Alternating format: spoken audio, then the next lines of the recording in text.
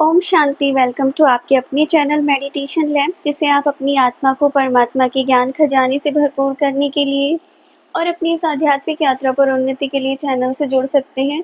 अभी हमारी अव्यक्त मुरली सीरीज चल रही है, जिसमें हम 1974 की अव्यक्त मुरली के मुख्य पॉइंट्स को स्टडी कर रहे हैं। और आज हमारे सामने 24 दिसंबर 1974 24 दिसंबर की मुरली है, जिसका टाइटल है एक बार सहयोग देना अर्थात अंत तक सहयोग लेना।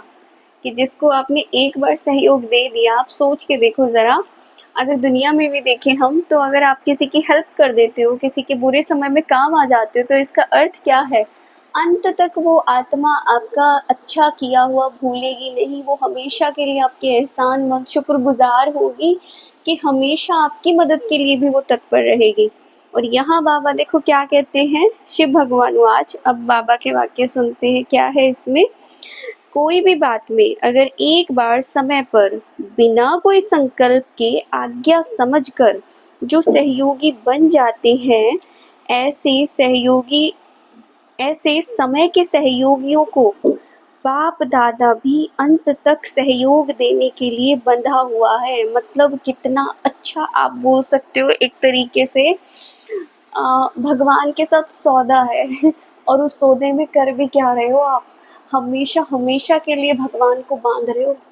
जब भी कभी लगे ना, यज्ञ में कहीं पर भी आप हो, आप किसी सेंटर पर हो, कहीं पर ज़रूरत है, चाहे वो मधुबन में है या आपके खुद के सेंटर पे है, या किसी मतलब बाबा के किसी कार्य के लिए, किसी प्रोग्राम के लिए, कोई भी चीज़ के लिए अगर आप सहयोगी बनते हो समय अनुसार, ठीक है, बिना संकल्प चलाए, तो बाबा कहते हैं अंत तक फिर वो बंधा हुआ है।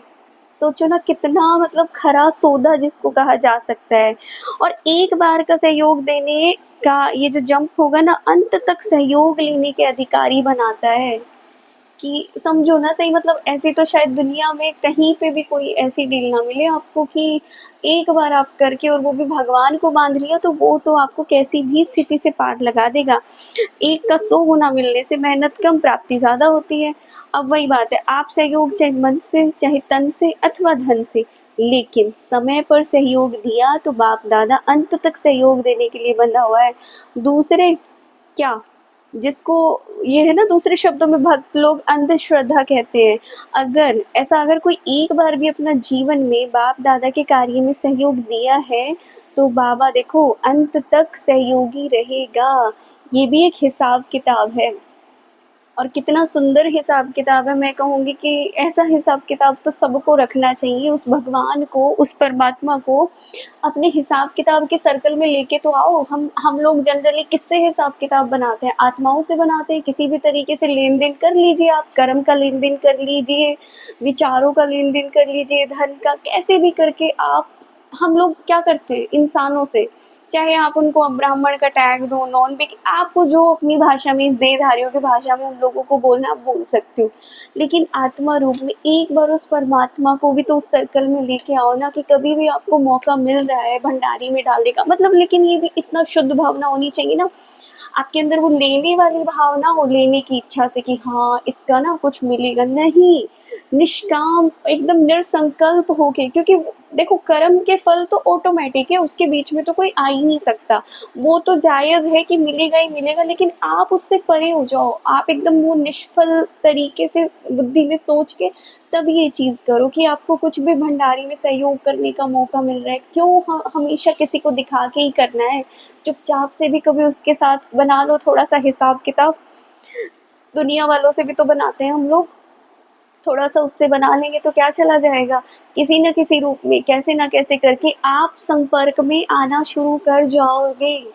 ज्ञान में, सेवाओं में, या किसी भी तरीके से हल्का सा भी आप, मतलब इस यज्ञ से कोई भी जुड़ने का मौका, खैर हम ब्राह्मण लोग तो जुड़े ही हैं।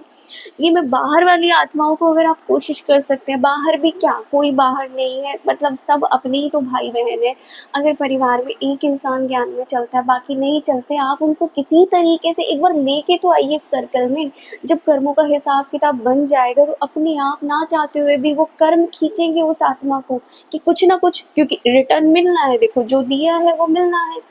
अगर उसके हाथ से कुछ भी दान करवा दिया, उसको कभी सेंटर ले गई, कभी कणा दाना कोई भोग का उस आत्मा के चला गया, तो आपको क्या लगता है 1 से 2, 2 से 4, 4 से 8 ऐसे करके वो कार्मिक संकल्प एक सोचो ना यज्ञ में भगवान के साथ शुरू हो जाएगा और उस आत्मा का भी कल्याण, क्योंकि कभी ना कभी तो वो चीज़ें होंगी।